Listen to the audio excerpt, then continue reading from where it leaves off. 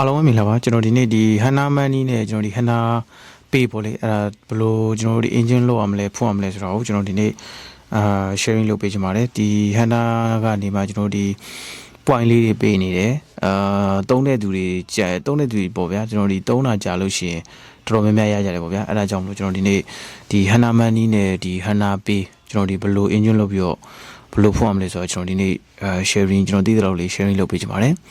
ဆိုရင်ဒီမှာကျွန်တော်ကဒီမှာ Hana Money ကိုကျွန်တော်ဒီ download ဆွဲပြီးဆိုရင်ဒီမှာဒီလိုဖွင့်လိုက်တာနဲ့ဗျာကျွန်တော်ဒီမှာဒီလိုလေးပေါ်လာမယ်သူကအင်းချင်းလောက်ရမယ်ပုံစံလေးတွေတော့ပေါ်လာမယ်ပြီးရင်ကျွန်တော်ဒီမှာ working ကျွန်တော်အောက်မှာ working ရှိရဲအဲ့ဒါကိုကျွန်တော်ဒီနှိပ်လိုက်မယ်ပြီးရင်ကျွန်တော်ဒီထပ်နှိပ်မယ်ပြီးရင်ကျွန်တော်ဒီမှာ allow ထပ်နှိပ်မယ်ကျွန်တော်ပြီးရင်ကျွန်တော်ဒီမှာ down ညဘက်မှာရှိရကျွန်တော်ဒီ down ကိုကျွန်တော်ဒီထပ်နှိပ်လိုက်မယ်ပြီးရင်အောက်မှာကျွန်တော်ဒီမှာရှီချက်ခါကီကိုကျွန်တော်ဒီဆက်နေမယ်ဒီလိုမျိုးကြီးပေါ်လာမှာဗျာဆိုရင်ကျွန်တော်ကဒီမှာဒီဝဲဝင်းလောက်တာရဲ့ကျွန်တော်ဒီမှာ login ပေါ့လေ login ဝင်တာရရှိရဗျာဆိုရင်ကျွန်တော်ဒီမှာဝဲဝင်း guide ကိုကျွန်တော်ဒီနှိပ်လိုက်မယ်ဆိုရင်ကျွန်တော်ဒီ engine လောက်ဆက်တယ်အများကြီးရှိရဗျာဒီ Hana Pay ရှိမယ်နေပါရှိမယ်ထို့ဆိုတော့ pass တော့ကျွန်တော်တော့ယူတဲ့ဖုန်းနဲ့ပဲကျွန်တော်ဒီ engine လောက်လိုက်မယ်ဆိုတော့ engine လို့မယ်ဒါဆိုရင်ကျွန်တော်ရဲ့နာမည်ရေးပြရမယ် passport ရဲ့အတိုင်းကျွန်တော်ရေးမယ် okay ဒါဆိုရင်ကျွန်တော်ဒီနာမည်ရေးပြီးဆိုရှင်ကျွန်တော်ရဲ့ဒီမှာဒီ ID card ရေးဝင်အတွက်ပေါ်လာလိမ့်မယ်ဗျအဲ့ဒါဆိုရင်ကျွန်တော်ဒီ ID card ရေးမယ်ပြီးရင်ကျွန်တော်ရဲ့အပေါ် ID card ရေးပြီးရဲ့အပေါ်မှာကျွန်တော်ဒီမှာထုံးရှင်းစာရှိတယ်အဲ့ဒါလေးကိုကျွန်တော်ကဒီမှာနှိပ်လိုက်မယ်ပြီးရင်ကျွန်တော်ရဲ့ဒီမှာဒီ line ပေါ့ဗျာကိုဘယ် line ကိုတုံးတယ်လဲအဲ့ဒါကိုကျွန်တော်ဒီမှာလာပြီးတော့ရွေးလိုက်မယ်များသောဖြင့်ကျွန်တော်ဒီ alt ဖုန်းရွေးလာများတယ်ဆိုရင် alt ဖုန်းကျွန်တော်ဒီရွေးလိုက်မယ်ဒီတစ်ချက်ရှိတာပေါ့လေကျွန်တော်ဒီဖုန်းနဲ့ line နဲ့ခါလေးတွဲယူလာတဲ့အရေးကြတွဲယူလာတဲ့ဟာတွေဆိုရှင်ကျွန်တော်ကဒီ alt ဖုန်းရွေးလို့မရအောင်ကျွန်တော်ဒီအပေါ်မှာရှိတယ်ဒီအဲ့ဒါလေးကိုရွေးပေးရမယ်အဲ့ဒါမဟုတ်ဘူးဆိုရင်ကျွန်တော်ဒီ alt ဖုန်းရွေးမယ်ပြီးရင်ကျွန်တော်ဒီမှာကိုဖုန်းနံပါတ်မှန်စစ်ပြီးတော့သူ့ရဲ့ညဘက်မှာ engine ယူချောင်းကျွန်တော်နေနေမယ်ဆိုရင်ကျွန်တော်ရဲ့ဖုန်းကိုကုတ်6လုံးကြာလာမယ် okay ကုတ်6လုံးကြာလိုက်ဆိုရှင်ကျွန်တော်ဒီအောက်မှာ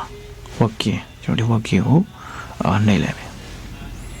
okay ဒီလိုမျိုးဆိုရင်ကျွန်တော်ကဒီမှာကြောင်းချဲပြီးရင်ကျွန်တော်ဒီ header ရှိမယ် header ကိုကျွန်တော်ဒီနှိပ်လိုက်မယ်အဲဆိုရင်ကျွန်တော်ဒီဒါ Hana Money ပေါ့လေဒီ working engine ပေါ့လေနောက်တော့ဒီဖွင့်ခိုင်းလို့တာကျွန်တော်ပြီးသွားပြီပြီးဆိုရင်ကျွန်တော်ဒီမှာဘယ်လိုရေးထားလဲဆိုရင်ကျွန်တော်ရဲ့ဒီ password ပေါ့လေဒီဘန်မှာကျွန်တော်ဒီတုံးခဲ့တဲ့ခါတော့ရေးခဲ့တဲ့ password ပေါ့လေ6လုံးရေးပြီးလို့ရှိရင်ကျွန်တော်ဒီမှာတုံးလို့ရပြီတဲ့ဆိုတော့ကျွန်တော်ဒီမှာအောက်မှာlogo in ကိုကျွန်တော်ဒီနှိပ်လိုက်မယ်အဲဆိုရင်ဒါကျွန်တော်တုံးနေကြ password 6လုံးကိုကျွန်တော်ဒီထည့်လိုက်မယ်ခု password ရေးပြီးသွားပြီဆိုရင်ကျွန်တော်ဒီလိုမျိုးလေးlogin ဝင်တာပေါ်လာတယ်ပေါ်လာပြီဆိုရင်ကျွန်တော်တို့ဒီမှာသူကအခုတော့လုပ်ပြီးတဲ့ point ရနေမှာငွေပေါ့လေဒီငွေပြီးတဲ့ပုံစံကျွန်တော်ဒီမှာ amount ပေါ်လာတယ်အဲ့ဒါကကျွန်တော်ကတော့သုံးတာမကြားသေးတဲ့အကြောင်းသိမရဘူးပေါ့ဗျာအများကြီးရှိတဲ့သူတွေကကိုယ့်ရဲ့ဒီဘဏ်အကောင့်ထဲကိုပြန်ထည့်ခြင်းနဲ့ဆိုရင်ကျွန်တော်ကဒီမှာဆုံးကုန်မရှိတယ်ဂျိုးဝဲစစ်လို့ရတယ်ဒီမှာစစ်လို့ရတယ်ပြီးရင်ကျွန်တော်ဒီမှာဆုံးကုန်ကိုကျွန်တော်ဒီနှိပ်လိုက်မယ်ဆိုရင်ကျွန်တော်ကဒီ Hana Money ရဲ့ငွေကိုထည့်ချင်တာဆိုရင်ဒီအောင်နှိပ်လိုက်မယ်အလောင်းကျွန်တော်နှိပ်မယ်โอเคဒါဆိုရင်ကျွန်တော်ဒီမှာကိုယ့်ရဲ့ဒီဘဏ်အကောင့်တွေကိုထည့်ချင်တာဆိုတော့ကြတော့ကျွန်တော်ဒီမှာခေချောပေါ်တော့โอเคဒါဆိုရင်ကျွန်တော်ဒီrelayကူပဲတွားလိုက်မယ်ဗျာဒီမှာနေခေချောတွားနှိပ်လိုက်လို့ရှိရင်ကျွန်တော်ကဒါရေးစရာတွေအများကြီးရှိတယ်ဗျာလိပ်စာတွေနောက်တော့နာမည်တွေဖုန်းနံပါတ်တွေကျွန်တော်ဒီအများကြီးရေးရမယ်ဗျာအဲ့ဒါကြောင့်မလို့ကျွန်တော်ဒီမှာခေချောပေါ်တော့ကျွန်တော်နှိပ်လိုက်မယ်ပြီးရင်ဒီမှာခေချောပေါ်တော့ကျွန်တော်ရဲ့ဒီထည့်ခြင်းတဲ့ဘဏ်အကောင့်ကိုရေးမယ်ပြီးရင်ကျွန်တော်ရဲ့ဒီမှာ community ကပေါ့ဗျာငွေပေါ့ဒီကိုဖေးပန်သုံးတာလဲပေါ့အဲ့ဒါဆိုရင်ကိုသုံးတဲ့ဘဏ်ကိုကျွန်တော်ဒီမှာရေးလိုက်မယ်โอเคပြီးရင်ကျွန်တော်ဒီမှာကိုယ့်ရဲ့ဘဏ်အကောင့်ကိုကျွန်တော်ဒီထည့်လိုက်မယ်โอเคကျွန်တော်ဒီမှာဘဏ်အကောင့်ထည့်ပြီးဆိုရှင်ကျွန်တော်ဒီမှာတောင်းကိုနှိပ်လိုက်မယ်တောင်းကိုနှိပ်လိုက်လို့ရှိရင်ကျွန်တော်ကဒါကိုငွေလွှဲမဲ့ amount ပေါ့လေamount ကိုကျွန်တော်ဒီမှာလာပြီးတော့ရေးရမယ်ဗျာအနည်းဆုံးကျွန်တော်က1000ကနေစပြီးလွှဲလို့ရတယ်ကျွန်တော်တော့ဒါ1000မပြည့်တဲ့အတွက် လွှဲလို့မရဘူးအဲ့ဒါကိုလွှဲချင်တဲ့မောင်ရွေးပေါ့ရေးပြီးလို့ရှိရင်ကျွန်တော်ဒီမှာတောင်းကိုနှိပ်password ကိုအသုံးပြုနေတဲ့ password နှိပ်လိုက်တာနဲ့ကြာကျွန်တော်တို့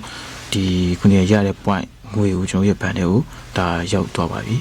အဲဆိုရင်တော့ဒါကျွန်တော်ဒီနေ့ဒီဟာနာမန်နီဖွင့်တဲ့နေ့လေးကိုကျွန်တော်ဒီနေ့